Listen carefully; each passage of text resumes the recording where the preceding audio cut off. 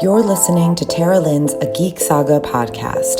This episode features audio from a fan panel that was recorded at San Diego Comic-Con 2018.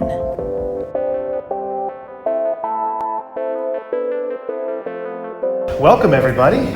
Welcome to is this the only Game of Thrones thing that is at Comic-Con this year? Yeah, we're it. Holy cow. There you go. Yeah, I love it. There's no new book, there's no new season, and spinoff isn't happening yet. Well, that's about it. Have a good day, everybody. I guess we'll start off, introduce ourselves, and let you know why we're even up here and doing this. This is our third year. Third year? Fourth, yeah. Oh, I'm an old man now. This is our fourth year doing this panel, and it's nice to have. So we all love Game of Thrones, right? We all love Game of Thrones. We love A Song of Ice and Fire, and it's nice to have a place to just get together and kind of to talk about it, talk about theories and things we love and things we hate, and kind of just let it all hang out here. I like that so thank you guys so much for joining us. Let's start. Let's do it. Hi, my name is Tara. Like Kyle said, the two of us have been doing this for 4 years now, here at Comic-Con anyway. And I am a writer and blogger, I guess, a little bit. And I run Ice and Fire Con, which was the first ever Song of Ice and Fire Game of Thrones convention in the United States. Can't talk today. Hi, I'm Chloe. I blog, and I also am on a podcast called Girls Gone Canon. We're a literary analysis podcast, and we're doing a Song of Ice and Fire point of view by point of view character right now. And I also run a podcast called Drunk, A Song of Ice and Fire History, where we do drunk history about Game of Thrones. So. Speaking of that, I need to figure out what I'm going to do on that podcast. I'm psyched. Wait, do you drink and podcast, or do you talk about all the Robert drunken stories? Yes. Okay. To all of it, yes. Nice. Oh, yeah, love we it. should probably switch. And I'm Nami. Yeah. I am a cosplayer primarily, and I read a lot of Game of Thrones repeatedly. I think I've been through 7 rereads of the books minimum, and that's like not counting when I just randomly pull them out and try to throw them at my dad to make him read them. Semi-successful so far. But yeah, I also primarily am a blogger, and I do use Twitch occasionally these days, which is weird. I'm a cosplayer, yeah. Hi guys. And I'm Kyle Maddock. I am one of the hosts of a podcast of Ice and Fire, the longest running podcast dedicated to A Song of Ice and Fire. We've been going for, 9 years, 2 years before Game of Thrones came along, so I've been talking about these damn books for a long time. Quite a long time. And I feel kind of naked without any of my co-hosts here. I know. There you go. I usually have them with me here, but not this time. So, but yeah. So I also am the main host of AfterBuzz TV Game of Thrones show as well. I've done some guest appearances on Screen Junkies Game of Thrones show as well, and did Game of Thrones psychology. Is Travis here? He always hides in the panel here. Travis, brilliant man. He does the Game of Thrones psychology book, and I wrote a bit. I wrote the forward for him as well. So, done a few things, and yeah. So, is it next slide time? Yeah, next slide time. Next slide time. There we go. You're doing great, Kyle. I'm kind of surprised. I actually don't know what these are going to say, so I'm really kind of looking forward to this. Future direction of the show. The book. Oh yeah, this is. I made this slideshow like a week ago or so, but I didn't actually finish it until literally the night before I flew out here. So I didn't go know me. this was going to change. We've all had great internet access here, so we've totally reviewed the whole thing. No. So the first thing that we wanted to talk about, because like Kyle said, there's not been a new book, and there's no season of the show until next year, and the last season ended like August of last year. Well, have you heard that George is fighting his editors right now because they want to split the book? Apparently he has quite a bit written, and they want him to split it, and if they did split it, we would get the next book like as soon as the editors were able to go through it. But George is like, no, I don't want to make it 3 more books. I just want to keep it 2 books. So, and then it's taking longer. So, which Paris, so his wife, has said, just do it. Yeah, she's done. But she has said, like, she keeps telling him it's gonna be 8 books, George. Like, stop saying that. His wife has literally said it's gonna be another couple books. And I mean, honestly, at this point, at least if he releases something, he could like tell the fans to kind of be quiet a little bit. It gives him a little more power in terms of, no, guys, it's coming, versus like, here's half of the book. By something, do you mean A Song of Ice and Fire stuff? Yeah. Because Fire and Blood's coming out pretty soon, and that does not make the fans happy, I don't think. Not Yeah, you guys heard about that, and you're like, I can wait longer for the book now. I've got this Targaryen history stuff going. I don't think that's usually the reaction from the fans. I mean, y'all are ungrateful. So. we are all ungrateful. So yeah, with no book for the actual series and no episodes of the show, we did still want to talk about the future. Like, obviously the show has moved beyond the books, since like season 6. Really, I think since kind of the end of season 5, maybe. But yeah, there's still one more season to come, and we, I know they're keeping it very much under wraps, but they are, I think we know a little bit about what's going to happen. I mean, it's kind of, we know who's at least still alive and probably not going to be that way. Yeah, I mean, season 7 really like cut lines pretty easily. It's a big amount of setup for season 8 to end, and they're only doing 6 episodes, and they're all going to be blockbuster, about an hour and a half. So it's interesting because you have 6 episodes, and certain things have to happen. Like, we see the lines of where it's going, but there are some things we just don't know. What things have to happen? Yes. What things? Cersei gonna die. Yes, Cersei's gonna die because Jaime's gonna kill her, and there's just like some of the bad villains have to die. Just like this season, we had a couple people die off. There's certain people are gonna die. There's things that people are gonna find out about their parents. Yikes. Yeah. Which were Ned Stark and some woman, right? That's what obviously, like, it was a show, right? Get out of this panel now. Nice. She's actually throwing out of the room. Out. I thought it was Ned Stark and Ashara Davis. Get out. Maybe her name. So yeah, I mean, and obviously, like the show took some pretty. It strayed pretty far from the books. Well, let's jump into that. Okay, let's get everybody mad here. Let's start off with a bang. What was your least favorite moment? What really upset you and you hope doesn't happen in the next book? Season 5. Okay. So I do have a least favorite. And we'll flip it on its head. We'll do good stuff. It specifically has to do with dramatic timing of the television show. So, for example, I like Jon and Daenerys. For example, I love R plus L equals J. What I don't like is that R plus L equals J is being given to me at the same time as my pairing, and I was simultaneously yes and simultaneously cringe on the incest level and also Rhaegar's terrible wig. I'm sorry. Please give that harpist the majestic flowing locks that he obviously has. I don't want my knockoff Viserys wig. I can do better. They used the whole budget on all that Lannister armor, so all they had left was Viserys' wig from season 1, and they're like, oh, we can reuse this, nobody will notice. They could have just called Orlando Bloom at this point. I would have been okay with it. Listen, worst case scenario, Dany can, borrow Amelia's. Yeah. Hand it over. Exactly. Just, snatch that wig. It'll look great. As long as it's not Viserys. God. So bad. I don't know, Chloe, do you have a least favorite moment? Let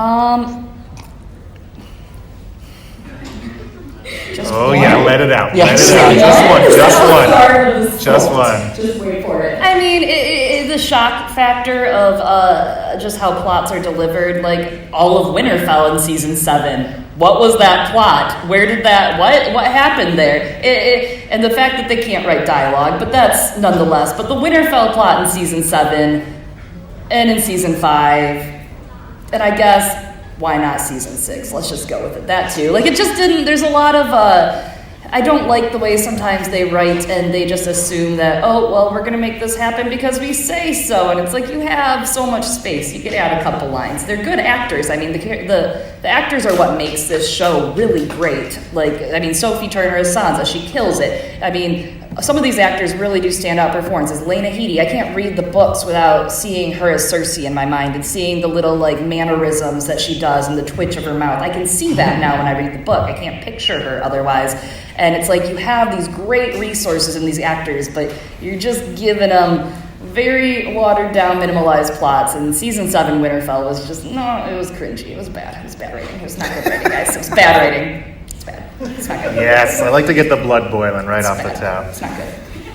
I don't really, honestly, so I kind of gave up on the show a couple seasons ago. I still watch it, but like I watch it with my friends, and we drink and watch it, and so like I don't love it or hate it anymore. It's just kind of like it's a thing I enjoy like watching with my buddies, and so I don't know. It's like hard. I guess the Night King with his like javelin spear throw was pretty bad. That's my favorite moment. Yeah, Littlefinger to me. That was my least favorite thing. He's this awesome character. And to fall like that, like on a discussion that happened off screen. That they didn't even put in the show or in the extras. Not quite sure. I kind of. Oh, it's not in the extras. I don't think it's in the extras. Or it might be deleted. Yeah. Because I thought it was in the extras, but never mind. I thought it might have been cut. But either way, that's the thing. They cut a whole scene that explains why a plot happened. And I'm like, you can't just cut that scene. Like you need to know why they somehow. It just didn't make sense. That scene was really needed. So if you don't know, there's a whole scene in season 7 that was cut where Bran basically and Arya and Sansa come together and watch CCTV action footage of everything bad Littlefinger's ever done in Bran's brain, right? In his weirwood head. And so they come together and that's how, and then the Littlefinger scene happens and you realize, oh, it was a ploy the whole time. Sansa and Arya were playing him. But by cutting that scene, it just was like this big, like, everybody's fighting. Arya and Sansa want to kill, or Arya wants to kill Sansa, and Sansa's mad at her sister, and then all of a sudden they kill Littlefinger. Boom. And that's what the plot was. That's literally what happened in that season. I feel like they thought that by cutting it, they were making it, like a shocker, like thing to kill him off, and I guess in a way it was, but yeah, it was shock writing? They wouldn't do that. No. Never. I mean, but like the worst part about that is that there's a way to keep that shock factor while still including the siblings talking, so like the siblings talk and Arya's immediately like, oh my god, murder, and Sansa's like, no, there's another way, or something like that, Eye contact, or like, just to look at each other where they look each other in the eyes and like nod or something while they have this, I don't know, something like. All right, down, pause down. I'm gonna rewrite it. So let's turn on its head. What moments did you really enjoy? What did you like that you hope the book may take an example from? It was me. There you go. I mean, I'll start off with this. I see you. Yeah. I see you. So good. There you go. Yes. I'll start off with this. Okay. Oh, you're going to hate me for this. Theon, to me, not because of what he did, because that's just terrible, but the fact that it's so true to who he has become, that he couldn't save his sister, that he failed and everything. I really hope in the books, he doesn't just have this moment of all of a sudden he's this hero now. Mm-hmm. I really hope he continues kind of this broken path and it just takes a while for that to happen. I'm loving that arc of this awful character in a way. But so I really enjoyed that. I really enjoyed Theon in this one. What do you think? Oh. Got anything? I don't know. Come on. You're doing great, Tara. The Tarleys. No, I'm kidding. That's a joke. Yeah. I don't know. I guess I still like Cersei. Mm-hmm. Like she like you said, Lena Headey is just great in that role. So I generally just enjoyed her this season. Whenever whether she was plotting or just. She's kind of always plotting, but that she was good. That was probably the thing I liked the most, I suppose. I really liked the Spoils of War episode. I think that was really great with the loot train and just like the crazy, just the battle. That was a really great action sequence, really well done. I also really loved I think the dragons were really great this season. They were just huge. A lot of people didn't really love it, but Daenerys' speech when she was on top of Drogon to the Dothraki, I really liked. I thought it was just it was a good scene. Amelia really killed that. There was a lot of like really good moments this season. Sansa's outfits were great. And I mean, I loved the idea of the Rhaegar and Lyanna reveal, but Robert's rebellion wasn't caused because of that. Just saying. It's because Aerys was a jerk. Crazy jerk. But I did love it, because I was still sitting there crying, going, oh my god, it's not so much. So I would, similarly to how Tara thinks that everything about Cersei was pretty awesome, I do really love how everything with Daenerys was handled. Just because, while I was personally annoyed with her and her like decisions and her bend in the attitude, it further solidified like how she grew up and what she has come to expect with coming to Westeros, and she starts to learn, but then you see her stop and she's like, no, excuse me, I'm gonna be queen. And it's, it's like dumb, but it's also powerful. And I just think that Amelia really nailed that performance without making us like be angry at Daenerys, and like we look at that performance and we're just like, yeah, this makes sense for where Dany has gone as a character, and I hope that we still do see that like progression in the book from like kind of like a not super confident queen in Marine and so on to somebody who comes to Westeros and is just like, no, this is who I am, you obey or you go. And it was just yeah, they nailed that. They nailed that really well. Yeah. Are you guys looking forward to the epicness of this final season? I mean, the information that we've got. How many nights were they filming that battle scene? Oh my gosh. 50 something, yeah. Well, yeah, how much was 54, I think. 54 nights filming I'm battle just scene. really excited for everybody who Holy loves cow. zombies to get their fill. Everybody's left The Walking Dead and they've come over to Game of Thrones. Yeah, Andrew Lincoln just signed on. Yeah. The Night King's going to take off his mask. It's Andrew Lincoln. Whole time. Our main characters will be wearing sheriff hats and talking with southern accents. It is Still better than Crazy. season 5. They basically filmed 6 movies. Yes. Yeah. Hour-and-a-half episodes. Holy cow. It's intense. Yeah. It's I mean, gonna be they intense. were It's gonna be stretching a lot of the episodes last season were Yeah. like well over an hour or so. And they're done with principal photography. Maisie Williams had the post, I don't know if you guys saw it, of her bloody shoes thing. She's all wrapped and very emotional. So, I think her, very like cool. the actual, the text on the post, the Instagram story, the tweet or whatever it was like that something about being the last one standing, and I was like, is that a hint? Yeah, like, I'm gonna take that as a hint. get our magnifying glasses out. scraping that barrel for every detail we can come up with. Awesome. What do we know about season 8? Did we get that? Did we do that? Yeah, Was there anything yeah. you wanted to bring up? What's on the next slide? This is a mystery. I don't know. It's a love mystery it. to me too. Oh yeah, the spin-off. Here we go. Yay. So what do we know about this, Tara? You're our expert on this, right? I mean, honestly, not really. Chloe probably is, but I mean, so there's one that's definite, and it's the Age of Heroes one, and then there's one that they Just announced. did they even announce it though? I feel like it's it hasn't even been written for the Yeah. pilot yet, but they're going to. It's Valyria, so Yeah. they're doing old Valyria because that's what makes money. Because dragons and Targaryens and Valyrians, and that's what they I want. mean, like, on the one hand, I do like that, but like, Robert's rebellion. And they'll never do Robert's Yeah. Rebellion. I mean, George has said he'll never make a book. They said they wouldn't do it out of respect for that, which makes sense because it would ruin the end of the story. I mean, there's so much in the rebellion that it has to come to light still. There's so many hanging plots in that story that are going to be revealed. So I get it, but I mean, by that standard, we could technically say the Song of Ice and Fire is Robert's Rebellion unabridged. yeah, basically, it's like unraveling that story because it is. It's but it's more. But Valyria, so they're going to do a Valyrian spin-off, and that hopefully if it goes after the pilot. So But- let's get specific here. Age of Heroes, they've ordered a pilot. yes. The entire show hasn't been greenlit yet. Yeah, not yet. And we know how crazy pilots can get. Game of Thrones, you guys know Daenerys was recast from the pilot and everything. So things could change with that. But how far along are they in this Valyria spin-off? It Are they hasn't just been in ordered to talks? pilot yet. What's It's the- just in talks. So it's really not even like, and this is about a year ago, George on his live journal posted a post about Valyria. And like, if you're a George R. R. Martin fan, you may know just stalk his Not a Blog.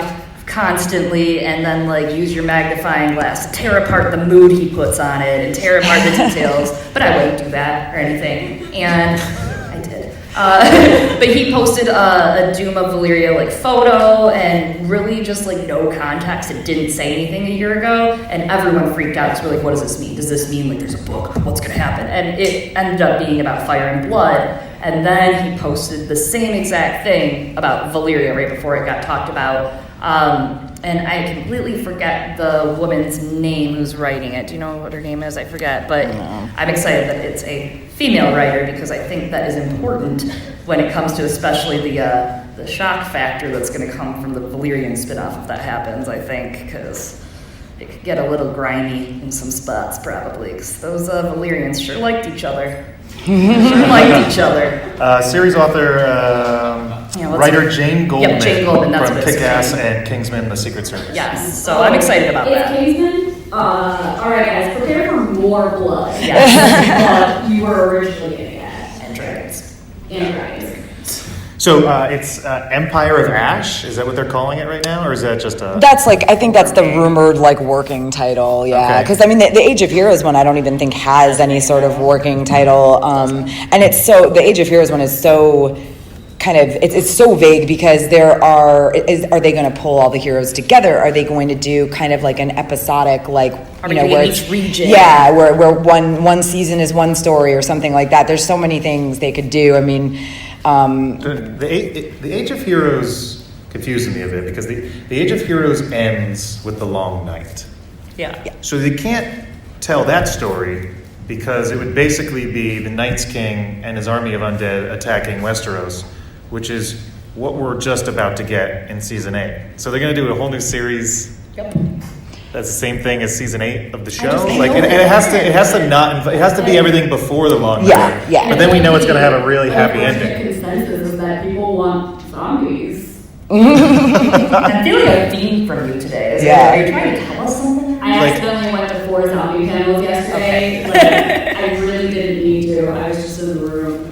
Well, I mean, in the Age of Heroes, there's so many like characters they could talk about, and that's why it's interesting, to wonder whether it's going to be, like I said, like one episode per character or like one season per character. I mean, even I guess maybe we'll finally find out if Bran is actually Bran the Builder. Right. But it strikes me. Oh yeah, I forgot about that. It just strikes He's me also as dark, very yeah. similar to what we're experiencing. We're having all this bickering amongst the people of Westeros, while the real threat is North and the Night's King. Because during the Age of Heroes was the period after the First Men and the Children of the Forest said, okay, they threw down their arms they had on the Isle of Faces and everything.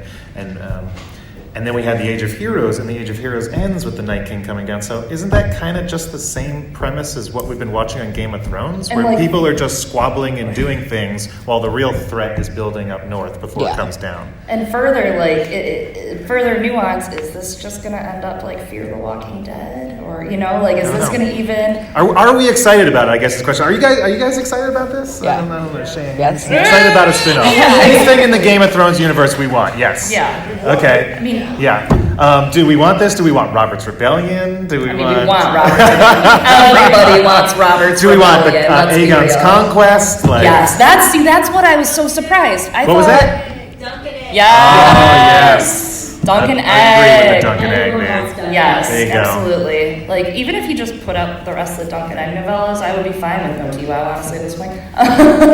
But it's just kind of like... They I know they can, and they thought they could, but did they think why? And the Aegon's Conquest, that would be amazing to watch. That's what I would like to watch. I can't believe, because that was one of the ideas thrown around. There were 5 spin-off ideas thrown around originally, and that was one of them, and I can't believe that wasn't the first one written to pilot, because that right there is, it's easy. That's, boom. Yep. It's kind of similar to the story they're telling right now, which may have been why they went a different direction. Yeah, kind of. But at the same time, Aegon would at least get to Westeros faster than Daenerys. He was sitting on Dragonstone for a while. Yeah. Sure ain't across the narrow sea.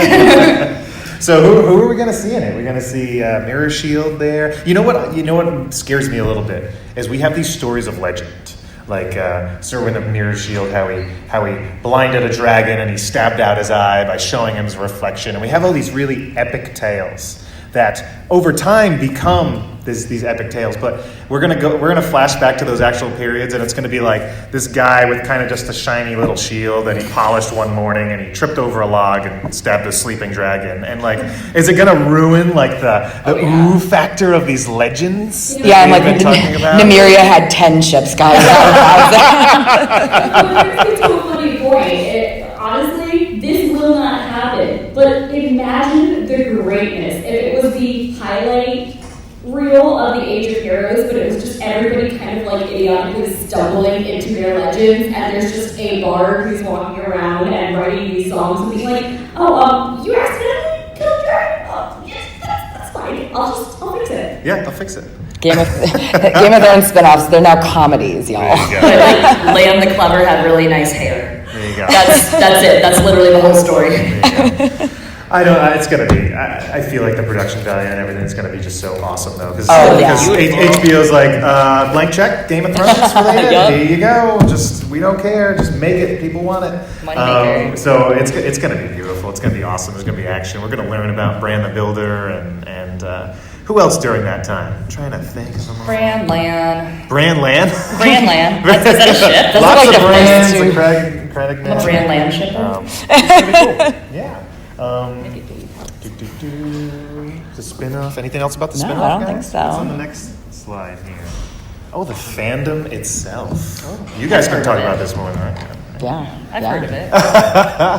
Can we survive the wait for the next book? Oh my Yeah, gosh. so- I think we're already tearing ourselves apart. Yes. Which, speculation, I am a believer because I'm very optimistic that we will get the Winds of Winter after the show's done. I really think they just wouldn't put it out during. It distracts from the show. It's going to be conflicting compared to everything. So I think that they will put it out. I definitely think it's going to come out. He will put it out after that. But I'm going to hold my tongue about the rest of it afterwards. But the Winds of Winter definitely, I think, will come out after the show's done. But would you like it if we just split the book right now and gave you Winds of Winter? No, I think that George should do his artistic direction. And here's the deal is we have this story that we are all pilfering through. We are going through and finding all these minute details. People come up with crazy theories and write stuff. And it's if you want the quality of book and you want that next book that's going to make you want to do that, you gotta wait, dude. He's gonna give you the book and it's gonna be the best it can be. But doing that and making him split it in half is it ruins his artistic direction of the story. Just wait. It's what if you got the Empire Strikes Back, but you just cut off the end? Yeah, just a little off the end. No, like Luke's hand, just cut it. Chop The her off. end is cut off and the movie just ends. Just Jamie Lannister that one, Just Wait, would it technically be that Jamie got Luke Skywalker? Yeah. I mean, or Vargo, Luke Skywalker. This is getting too. Yeah, this is what happens though, because we have to wait so long. Exactly. We turn into nutcases who come up with. And the thing is, the one good thing about the wait is that it does give people time to, dig really deep into these stories, and we get some really great, theories and fan, theorists. So that is always fun. Have you guys bumped into any crazy theories lately? Oh God. Okay. So, how many of you guys were here last year for this panel? Oh wow. Okay. Wow. Okay. I'm listening to you crowds. So, I am going to share with you my favorite theory that Tara actually introduced me to last year. And some background for this: I'm a biologist. I love genetics. This is the Targaryen genetics theory. Oh God. So it's a Preston Jacobs theory, and I personally am whatever about Preston Jacobs. But this particular one it's not even really I guess it's a theory, but it's basically where he delved into the genetics of the Targaryens and came up with this idea that I think only Targaryen women can a Targaryen woman has to be around for a dragon egg to hatch, which I do like the idea of that. But yeah, he has a whole series of videos about the Targaryen genetics that are really the only ones of his that I actually like. Yeah, so. If you're nerding about science and nerding about genetics, definitely check these out. The basic premise of them is that every single dragon that has been hatched can be correlated to a Targaryen woman who would have been around at the birth of the dragon. And every single time a Targaryen male who should have been a dragon rider had a dragon egg and it didn't hatch, well, there was no woman present at that time who could have hatched the egg. So, for example, there are twin sisters who could have been the dragon hatchers, mothers around could have been the hatchers, and it also leads to a further conspiracy theory that Targaryen women were targeted by the Citadel because they knew they had this power to hatch dragons. And it's a little bit crazy, but it's also a little bit, okay, I get it, Martin does genetic stuff in other books, so it could be a thing, but also I think we're all just going a little stir crazy. Yeah, there are some that get a little too nuts. I quit reading a lot of tinfoil theories like that. Tara's dress goes with that theory. It does, the genetics. Dino DNA. Actually, speaking of theories and stuff, Chloe just linked me to this Ashara Dane novel about everything that could have possibly been her story and why the books have done her wrong and why the books have actually done her right. Oh my god, you guys, this is 4 Reddit posts that are a novel length each. It's only 2 right now. Part 3 is coming out in a couple months. Oh, Part 3 of 5. There's She's mentioned 10 times in the books, right, guys? Just put that out there. I have 15,000 words. It's fine. compared to everybody else who's I should only George, please. George. There you go. A theory I was watching last night, I think on Film Theory, was that Jorah is Azor Ahai. Oh no. Oh no. Oh yeah. Oh no. yeah. I think I've heard Where did this one come wait, from? I don't know. Go through the rules of Azor Ahai for me, right? Born of Salt and smoke. Well, Yeah. So the smoke, he was born again when Daenerys walked out of the fire. He was born. His purpose in life had changed. Okay. So it's all right. And then What if they made the him salt part made absolutely no sense. This is what broke it for me. But it had something to do with him getting grayscale, which only happens in the show. Yeah. Right. And something about it being crackly, I don't know, something about salt. That's what broke it for me. But what really intrigued me was how Lightbringer was tempered, and how the original Azor Ahai stabbed it through the heart of a lion, and it shattered, and then he had to stab it through his love. And there's a line in the theory that has dragon blood, something like that. And he was making the distinction of not is dragon blood, but has dragon blood. So the ending of it really got to me, where Jorah has to he slays one of the dragons to protect Daenerys, because we've seen them turn against her at some point or something. He slays one of the dragons. And then there's a lot of killing going on here. And then the lion in it is Tyrion, where Tyrion has turned on them. And you could see at the end of the last season where Tyrion was like, oh, this is not good, what's going on here between Jon and Daenerys. So he stabs a dragon, gets the blood on it, and with that dragon blood covered sword kills Tyrion and has to kill Daenerys for some reason. And he saves the realm. And it was this crazy theory, but it got me choked up at the end. That he had to kill Daenerys. He had to kill the woman he loved in order to save the realm. Was this a video? Yeah. Okay. It was. Jorah's Azor Ahai. I'm going to have to look that one up after this. Yeah, if you like a lot of fan theories and stuff like that, definitely check out Alt-Shift-X on YouTube. They cover a lot of theories. They will promote other people's theories, and they'll shout them out or whatever and talk about it. But they do a lot of really good theories. Yeah, I haven't heard that one. That's interesting. Yep. I think one of my favorites is I'm off the tinfoil right now. I'm off tinfoil just because. Faris is a merman. Yeah, that's what. No, it's in the books, the pink letter, the letter that we get from Ramsay to Jon saying, Stannis is dead, I killed him, yada yada. That it was written by Barbary Dustin in the books is really interesting, because people are like, who wrote this letter? Which the show version of it is a little more simple. Jon does get a letter in season 6 from Ramsay, kind of taunting him, and it's similar kind of idea in the books. But Barbary Dustin of the North, that she wrote the letter and sent it to them to kind of get them to act and do things. And I think that's an interesting theory, just the way it kind of revolves around, because in the book she's kind of an interesting character. We don't know her motives yet. So that's cool. And I also am a huge fan, which I guess it's technically confirmed now, but of the Eldritch Apocalypse theory, that Euron Greyjoy is going to basically sacrifice a bunch of people and raise a kraken from the sea and cause cosmic doom. And I'm into that. Wait, the kraken is proven? there's a sample chapter for Aaron Greyjoy. Oh. And so if you want to read the Winds of Winter sample chapters, just Google it. I'm sure you can find them. I highly suggest it, but it was kind of confirmed that he's tying people to pros and sacrificing them to try to raise. Well, let's see if he's successful or not. I don't know. Right. I That guy's hope kinda he crazy. is. Oh my God. I mean, Kraken versus Dragon. Fried squid? It's gonna be quite that simple. I think the interesting thing is how things get streamlined, from book to show. But Euron in the books is a little more menacing, I think, than in the show they made him out to be. He is. He's Euron Greyjoy. I have an emo band. We specialize in sea shanties. I did hear. I read an article where apparently the actor was the one who made the choice. Like he basically was like, I want to do it this way, and they were like, yeah, sure, do whatever you want. So that's apparently why Euron is kind of a nutcase. I just kind of try to pretend that they mashed up Victarion and Euron, and that's why it's like that. He was fun in that last season. He was fun. As No, different it is from that the axe- books, man. He was fun. He was batshit When he crazy. came down on that ship, that was cool. Yeah, That was really good.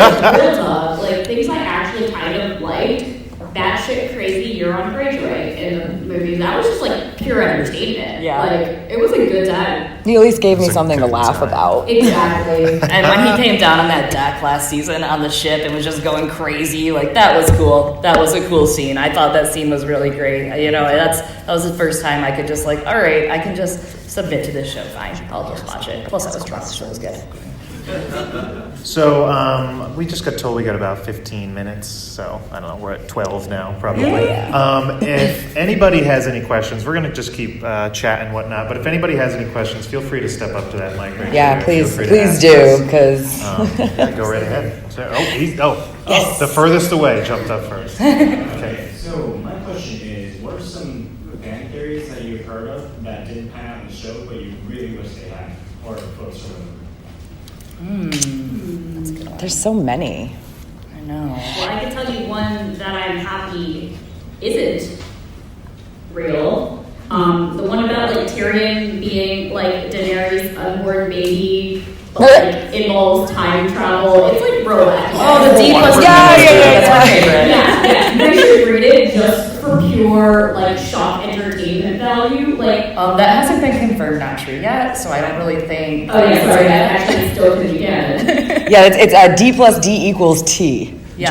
Drogo and Dany, and Tyrion is like the Rhaegal that didn't happen. So. Oh yeah, Tyrion and Rhaegal Oh, switched. actually, I don't even know, man. It's time. There's time travel like that's. So this is technically not going to be in the show because this entire storyline was eliminated, but I found this as part of the Ashara nonsense the Ashara wonderful stuff that That's rough. Okay. But so the theory was that the Septa, who is with young Griff, who is Lamore, is not Ashara, it is actually Lewin's Paramore, is that one? Yeah, so it's actually the one that I was gonna go with is that she is Cersei and Jaime and Tyrion's mother. And that she's still alive and she just ran the fuck away. Sorry, she just ran away. It says here, and Chloe and I read this and laughed and we knew what was gonna happen. So sorry, children. There's another good one though of that one that Lewin, who was on the Kingsguard, Lewin Martell, his paramour, he had a paramour, and that she is actually Septa Lamore, and that's why, and she had it gives minute ties to Aegon that way. So that's a good one too. But those are Septa Lamore theories are interesting. Or Tynion's mother, that's another one. Thank you. Hey, George has talked about a Song of Ice and Fire being in 3 phases, sort of the War of the Five Kings, and then Dany's invasion, and the war in the north. So in the books, we're kind of really only at the beginning of phase 2, so it kind of seems really unrealistic to finish phase 2 and 3 in 2 books. Would you be happy with more books, or do you think it's too long? I mean, me personally, give me more. Yeah, I'll take all of them. Yeah. I am one. I feel like I'm one of the few who doesn't mind the wait. I don't I just love living in that world, and the more content, the better for me. So, Absolutely. I mean, and if George was a younger author, I'd be infinite books, please. infinite books. realistically, I'm like, I just want the story, but like also like if he does just keep writing this series and actually we get the books eventually, I'd still be happy. Yeah. Excellent. Thank you so much. Hi. Hello, good afternoon. So I was told that George Martin's going to explain why the seasons last for decades in the last book. I got the impression that's really important to the plot. Do you feel that we've gotten any, indications that's really important to the plot? And what do you think that might be towards the end? I mean, I think it's important to the plot for like several different reasons, but really there have been hints, like very strong hints, both in the text and I think from things he said, where the length of the seasons has to do with the magic in the world. So there was one that I want to say it was something that George just said, maybe in his blog or whatever, but where now that the dragons are back, the seasons will start to even out possibly. So, and I don't know. I mean, I don't know. Do you think that he's actually going to go into like more detail? Not detail. I think it has to do with the magic. And also I think it's especially with the magic. And I do think the dragons will be gone at the end, but I think that magic and the dragons will be gone. All that good fun stuff will probably be outie. So I think it'll like go to normal then maybe. But I don't think it's going to be like scientifically explained per se or anything, but I think he'll at least like close that plot. I'm such a contrarian. I'm like, it doesn't matter to me.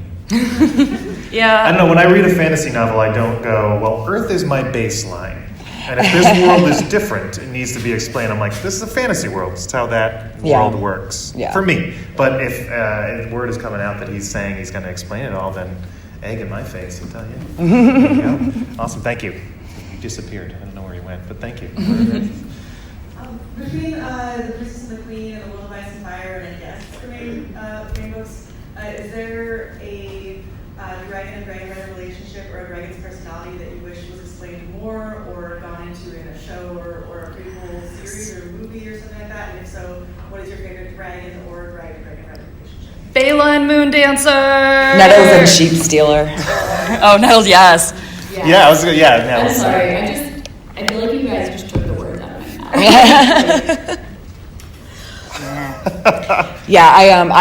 I do think I really hope that we get more about Nettles and Sheep Stealer, and I think that there's been some pretty strong hints that story isn't done, that he's gonna Also like Brown Ben Plum.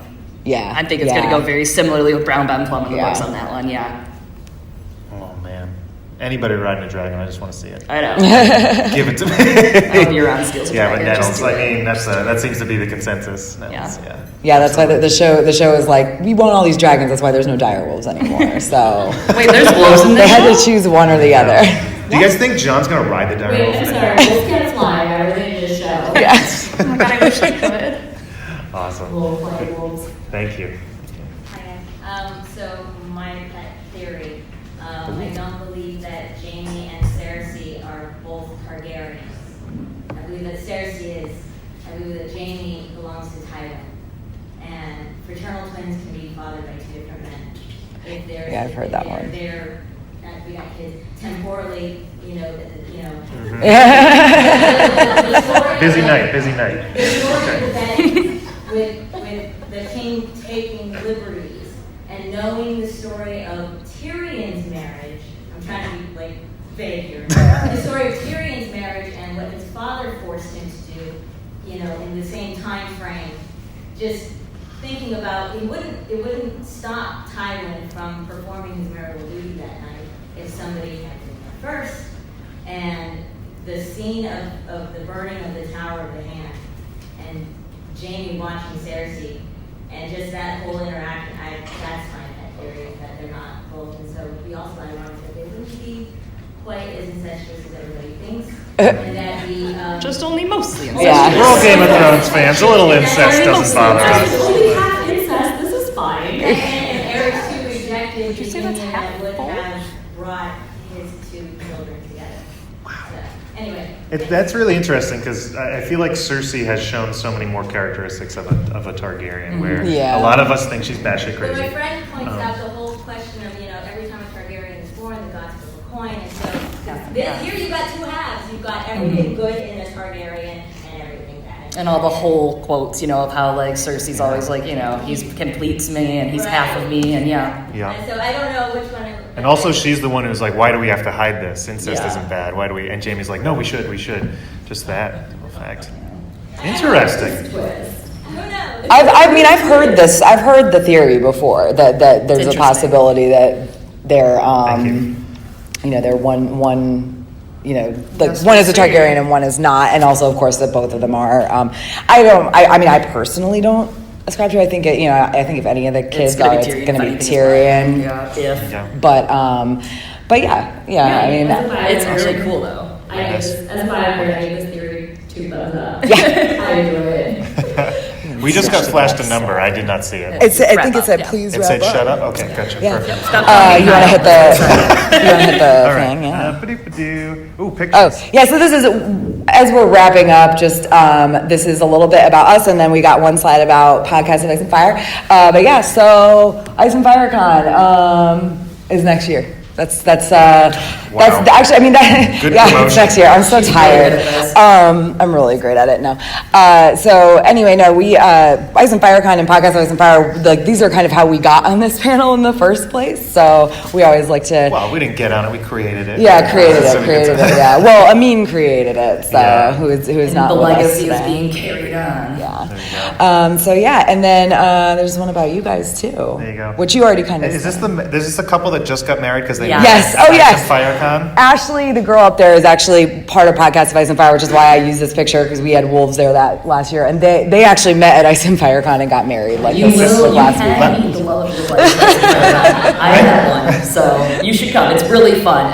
If you're looking for a fan experience, if you're a fan of the books or the show, it's really fun. It's in Ohio next year, about 45 minutes outside of Columbus at Deer Creek Lodge, and it's really fun. We have a musical. They were going to get married this weekend, but too many nerd friends were coming to Comic-Con, so they had to move it till then. Yeah.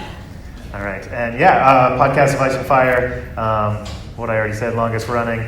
You can find us at podcastoficeandfire.com. It's funny because for a year, when Game of Thrones was starting up, people would say like, "Ooh, I want to listen to your podcast," but we come from a book perspective. So for the first 5 years of the show, I was like, "No, you can't listen because it's going to spoil the show for you." But now it's like kind of flipped on its head. Now we're all out, But we're still going, and we'll be going for a long while still. There's lots of books to come out and everything. So feel free to join us and listen and have a good time.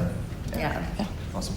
And then this is us. We always like to go and have some drinks and keep the chat going, so if anybody's interested. Yeah, we're going to be at the Half Door Brewery. It's like 2 blocks away, I think. So come on over, get some beers, some food, and we'll chat. Yeah. Awesome. Alternatively, wine. You could also get wine if you want. If you want to channel your Cersei. All right. Thank you guys so much for coming, and we know... Guys. And we know next year is going to be a big Game of Thrones year with the final season and everything. Next year will be wild. It's going to be crazy next year. So hopefully we'll be back here, and we'll see you all. So I want to take 10 seconds. If anybody's in Game of Thrones cosplay, please stand up. Because y'all... Yeah, like the Olenna and Marjorie. Amazing. Woo!